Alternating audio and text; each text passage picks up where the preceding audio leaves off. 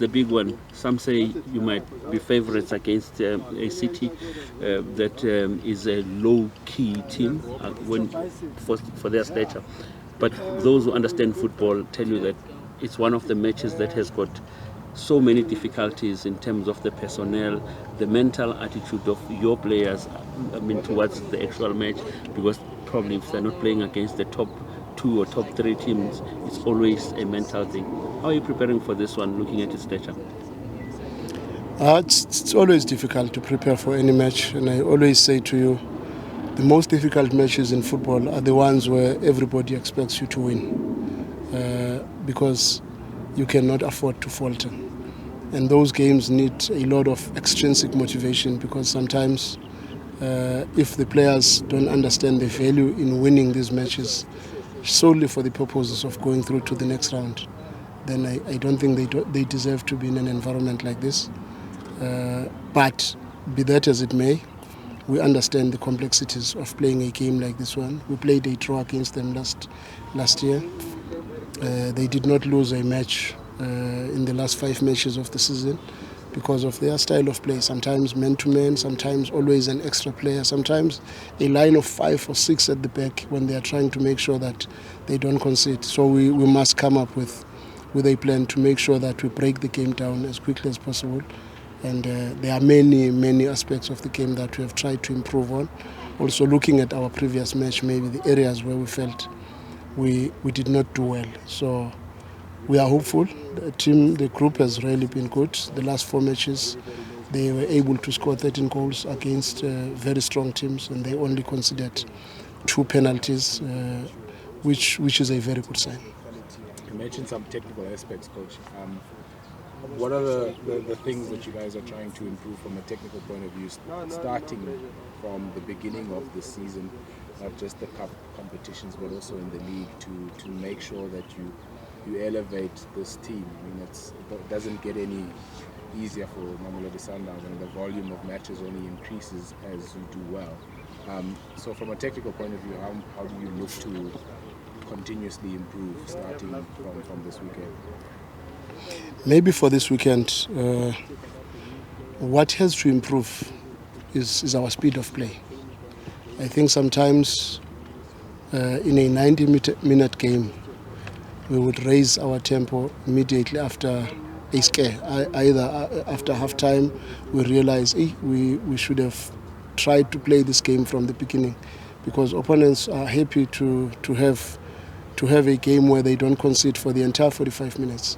So it's very important that we understand that, because sometimes our patient build-up makes us not to create as many opportunities. And in South Africa, if you don't create a lot of opportunities, you are most likely not to score, because for us maybe to score 2 goals, we need probably 8 to 10 chances sometimes. On a good day, we can bury them, but on a bad day, we can have a miss after miss after miss after miss. But if we try to keep the stove hot in the opposition half, and the ball is moving a bit faster, and it's a little bit vertical and incisive, it can always cause problems. Maybe with a little bit of wing play, there is also a better chance that we can create opportunities from the build-up, from the passes in between the lines, from maybe the wide channels, and maybe beyond if they give us the space behind. So we must be able to adapt to all these facets of the game and make sure that our players are fully aware of these pictures that must be in front of them, because there might be a picture where if we score early, then they start to play with a high line.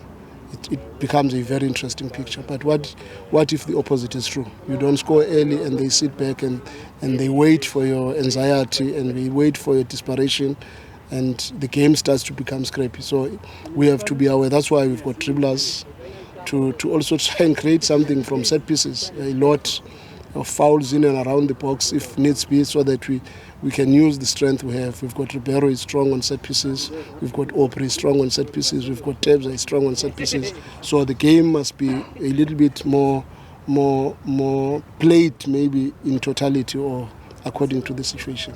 Are you expecting a more ruthless Sundowns? That's what we want to try. Coach, Lodge recently returned from full training. What's the update on his fitness? How soon can we see him on the pitch?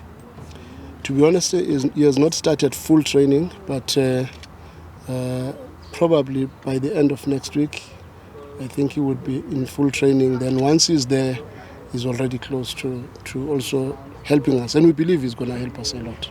The system we are playing will allow him probably a little bit more of an edge and give us what we believe he is capable of.